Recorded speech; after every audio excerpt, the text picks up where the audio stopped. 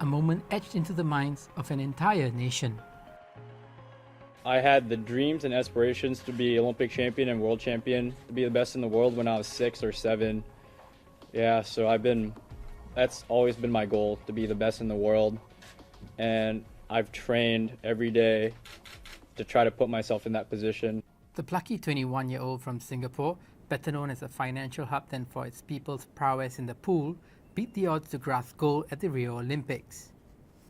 A first ever for his country, and by edging out the greatest of Olympians on his way to setting a new record at the Games, Joseph Schooling shot to international stardom.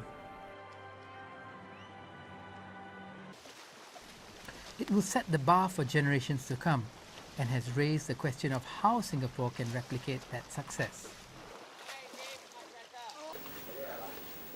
Well, the journey has been a long, tedious journey, but we have enjoyed it. We have enjoyed ourselves every way of it, especially when you know you're doing it for your son. Joseph excelled in the water from a young age and was picked to train under a centre of excellence, bringing together Singapore's best sporting talents. Matters took a turn though in 2009 when the program shut down because of a conflict with swimming club programs. Indirectly, they did us a favour, because then I started to look at things overseas. As fate would have it, Singapore played host to the US Olympic contingency ahead of the 2008 Games in Beijing. Colin took the opportunity to ask where best to send his son to develop as a swimmer. Michael Phelps' very own coach Bob Bowman recommended the Bowl School in Jacksonville, Florida, with a track record of producing Olympic swimmers. So I said, but Bob, the guy has to go to school, you know what I mean? Eh? So he thinks it's got to be balanced. I think the first year was tough on him. Okay, he was only not even 14 yet, and he turned 14 in the States. Although he might have said that, you know, he really felt like giving up and coming back home. But whenever we ask, it's always, no, Mum, it's okay. It's okay. I'll get over it, you know. Nearly every other week or every week was a competition. So he was race ready all the time. Eh? Joseph graduated as an honours student and went on to the University of Texas, where he has continued his training and studies.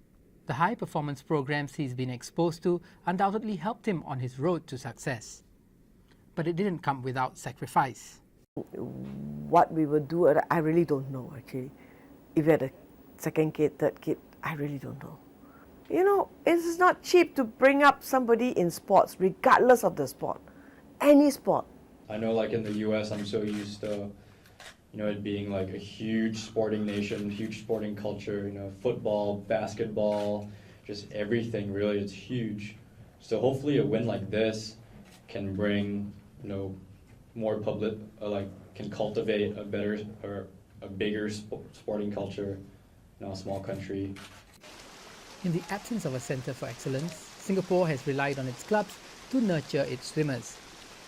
The best talent is selected by the Singapore Swimming Association to take part in competitions around the region. But critics say too few are being identified to make that grade. You have Joseph Schooling, Ryan Murphy and Caleb Dressel, who won gold medals at the recent Olympic Games, were from the same high school. I think we need to enhance the grassroots, the foundation of the sport to ensure that we have a constant supply of high-performance athletes going into the system. It's hoped in the future both schools and clubs will play a bigger part in pushing youngsters into competitive swimming. Joseph has a motto, yeah? And he always says, dare to dream. So it is now not just a saying, you know. That means it can be a reality. I just hope what I did would inspire like other people to take up sports. I think that'd be good. You know, if more people do sports, more people tend to focus on that, and then I think it's kind of a chain effect after that. Joseph's feats may just mark a turning point for Singapore's Olympic aspirations. Local sports administrators are reviewing Singapore's achievements at Rio and hope to establish a culture of sporting excellence here, starting from the ground up and by promoting sports as a way of life for all. Raj Narwani, TRT World, Singapore.